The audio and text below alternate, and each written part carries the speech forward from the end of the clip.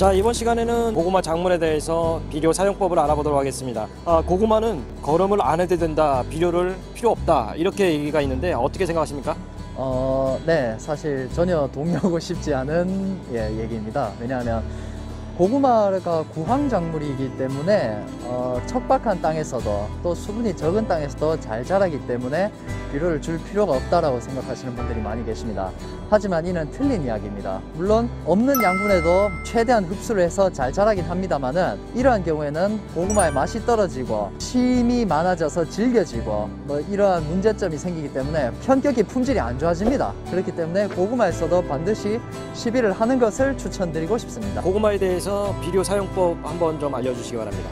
고구마는 먼저 정식 한 달 전에 퇴비를 1,500에서 3,000kg, 300평당 1,500에서 3,000kg을 토양 전체에 골고루 살포해 주시고 로타리를 쳐서 이제 골고루 혼화해 주시는 것을 추천드립니다. 그리고 그 다음으로 밑거름으로 질소, 인산, 카리를 300평당 각각 16kg씩 처리를 하는 것을 추천드립니다.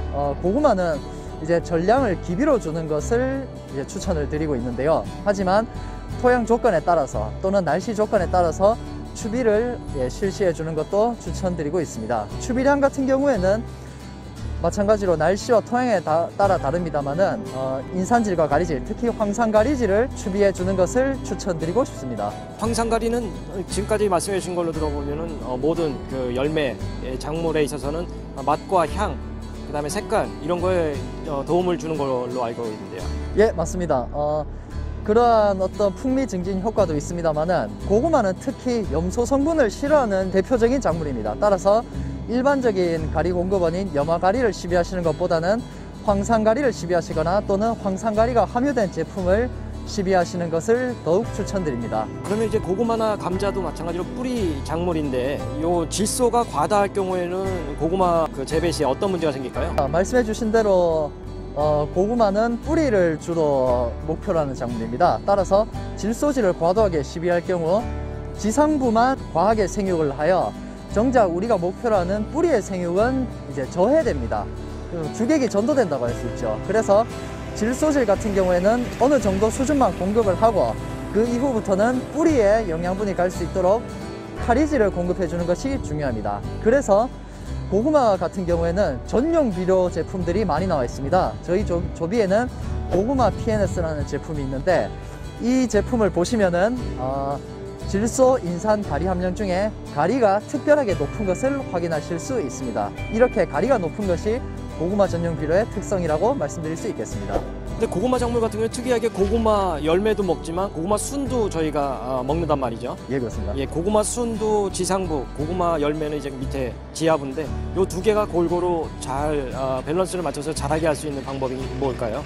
예, 지금처럼 고구마 순을 목표로 한다면은 조금 특별한 경우에 해당된다고 말씀드릴 수 있겠죠. 따라서 고구마 순을 목표로 한다면은 밑거름으로 공급한 고구마 전용 비료로서는 다소 부족하다고 느껴질 수도 있습니다. 이러한 경우에는 이제 추비를 실시해 주게 되는데요. 이 경우에는 가리질만 추비해 주는 것이 아니라 일반적인 다른 작물들의 추비와 같이 NK를 추비해 주는 것도 한 방법이라고 말씀드릴 수 있겠습니다. 자, 고구마 재배 시에 추천할 만한 조비 제품이 어떤 게 있나요?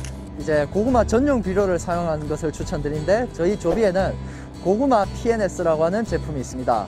본 제품을 활용하시면은 이제 보다 뛰어나고 맛있는 고구마를 수확하실 수 있을 것입니다.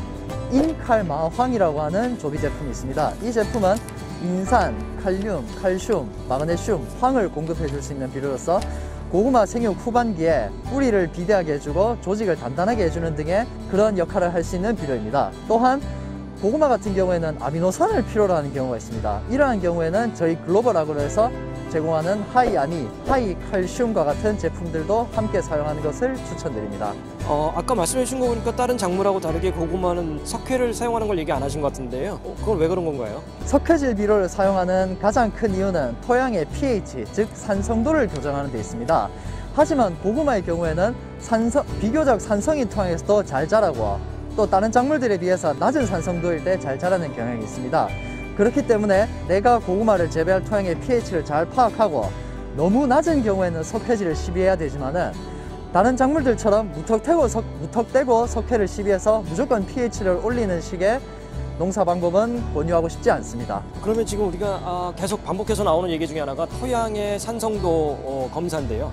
우리가 농사하는 밭에 대한 토양의 산성도 검사는 어떻게 할 수 있을까요? 예, 정말 좋은 질문 해주셨습니다. 토양 산성도뿐만 아니라 지금 내가 농사 짓고 있는 토양의 영양분을 파악하고 있는 것은 이제 농사의 출발점, 아주 가장 중요한 점이라고 해도 과언이 아닙니다. 이를 알아보는 방법으로는 각 시군에 있는 농업기술센터에 내 토양을 샘플링, 즉 채집을, 지금 보시는 제품은 롱샷 제품으로서 다양한 원예 작물에 적용할 수 있는 양분 함량을 가지고 있습니다. 따라서 어떠한 원예 작물을 농사 지으시던 간에 적용시킬 수 있는 그런 제품입니다. 이 스피드 NK는 질소와 카리를 보다 신속하게 공급해 줄 수 있는 입상형 추비 제품입니다. 이 제품의 가장 큰 특징은 기능성 물질인 CB04를 함유하고 있어 지상부 생육, 그러니까 잎의 생육과 가지의 성장 등을 이제 도와줄 수 있는 그러한 제품입니다.